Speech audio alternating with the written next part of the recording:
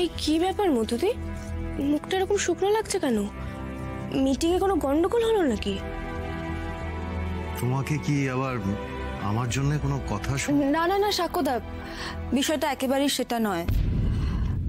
আমি আসলে ভাবছিলাম যে সিনেমাটা না করে দেব। কোনো সমস্যা যখন নেই তখন না করবে কেন? কাজটা করবে না কেন তুমি?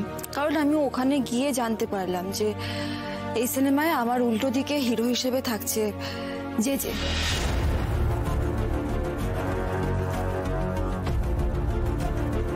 আর আমি জেজের সাথে কোনোভাবেই সিনেমা করতে চাই না, আমি করব না।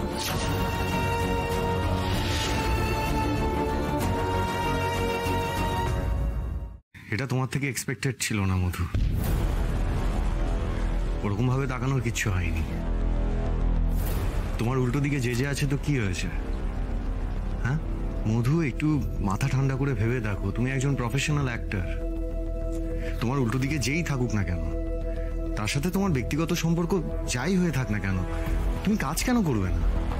প্রফেশনাল লাইফ আর পার্সোনাল লাইফ এভাবে এক করে ফেলো না মধু। আর তাছাড়া জেজের সঙ্গে তো আমার রাইভেলরি, তোমার সঙ্গে তো কিচ্ছু হয়নি। তাহলে সাকুদা, এখন তোমরাই আমার ফ্যামিলি, সেটা তো বোঝো।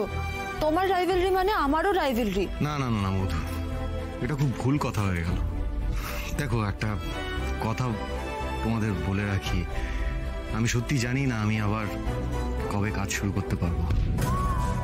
আদৌ আমি আবার কাজে ফিরতে পারবো কিনা সেটাও জানি না, কিন্তু সুযোগ পেয়েও তোমাকে আমি কাজ ছাড়া করতে দেবো না।